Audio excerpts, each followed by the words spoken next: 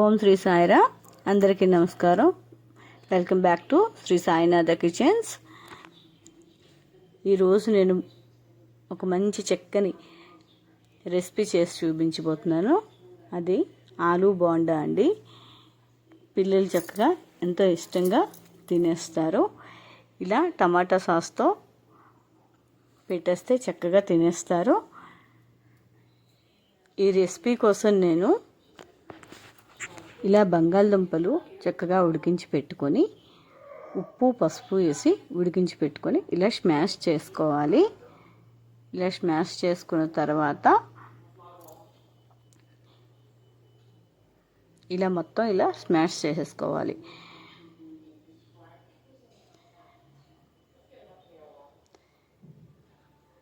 మొత్తం ఇలా అయిపోవాలన్నమాట.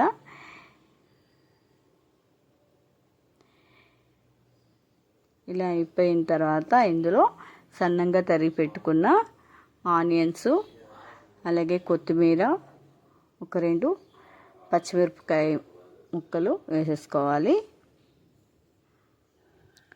ఎక్కువ వేయకండి, ఎక్కువ వేస్తే మళ్ళీ పిల్లలు తినరు, కారం అంటారు. ఇది మొత్తం కలిసేలా కలిపేసుకోవాలి.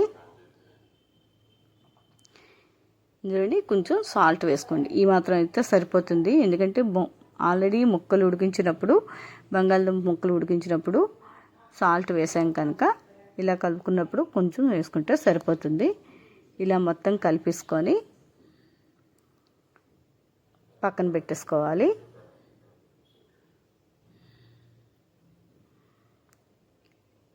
ఇందులో జీరా ధనియా పౌడర్,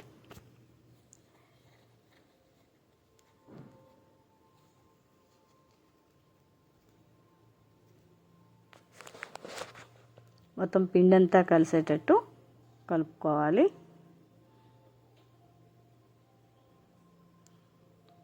ఎక్కడ బంగాళదుంప ముక్క అంటూ ఉండకూడదండి.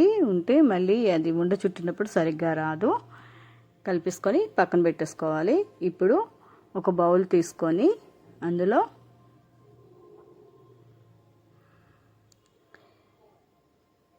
శనగపిండి, 1 కప్పు శనగపిండి,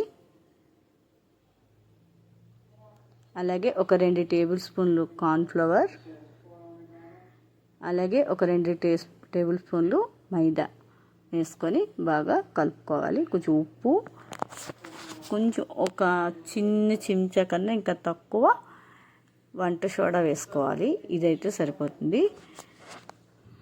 వంట సోడా అలాగే సాల్ట్ వేసుకోవాలి.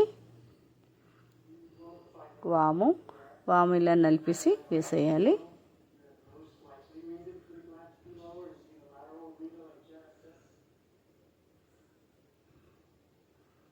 వేసుకొని ఉండలు లేకుండా ముందు బాగా కలుపుకోవాలి.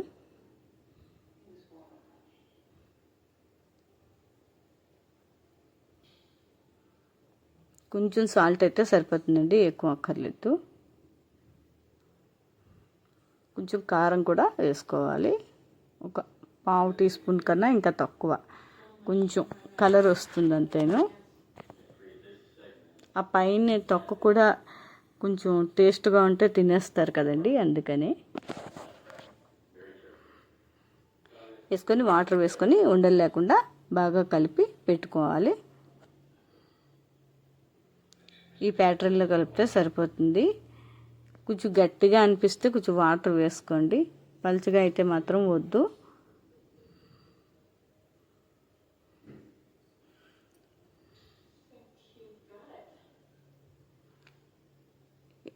మనం బజ్జీలు వేస్తాం కదండి, ఆ ప్యాటర్న్లో ఉంటే సరిపోతుంది. ఇలా బాగా ఒక యాంటీ క్లాక్ వైజ్ ఒక 1 మినిట్ తిప్పుకోవాలి. అలా తిప్పిన తర్వాత పక్కన పెట్టేసుకోవాలి. ఈలోపు ఇవి మనకి ఏ సైజు కావస్తే ఆ సైజులో ఉండలు చుట్టి పక్కన పెట్టుకోవాలి రెడీ చేసి.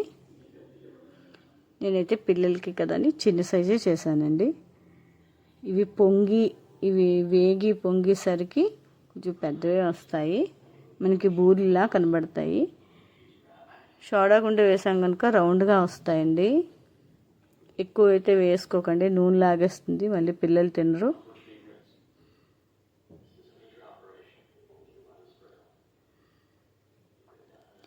ఇలా కూర మొత్తం ఉండలు చుట్టేసుకోవాలి.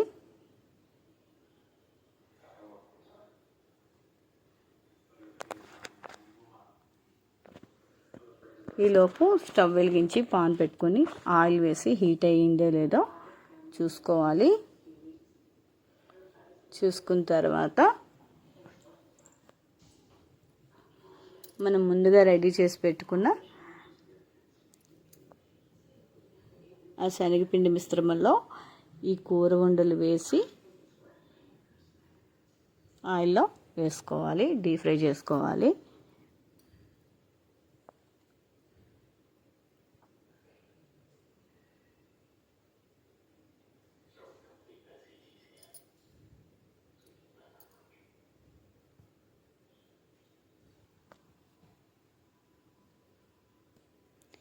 ఇలా కొంచెం కొంచెం వేసుకొని చేసుకుంటే చక్కగా వేగిపోతాయి.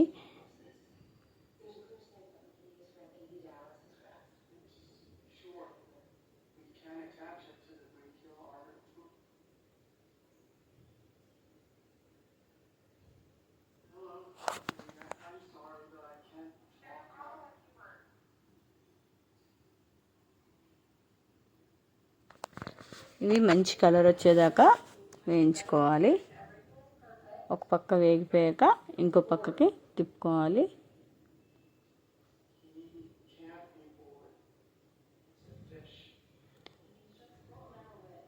మైసూర్ బజ్జీ వేయిస్తాం కదండి, ఆ కలర్ రావాలి. ఆ కలర్ వచ్చాక తీసేయచ్చు.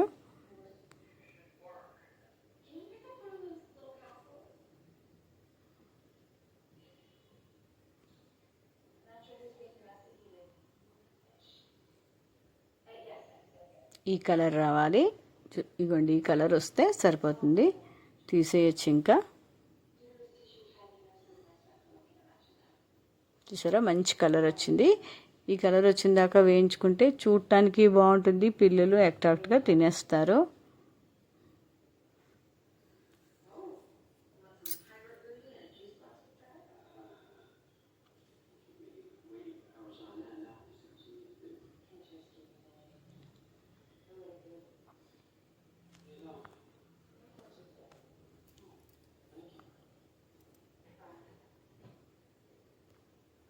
ఇలా ఒక వాయి వేసుకొని సర్వింగ్ ప్లేట్లో పెట్టి సర్వ్ చేసేసుకోవచ్చు. ఇవి వేడివేడిగా తింటే బాగుంటాయి.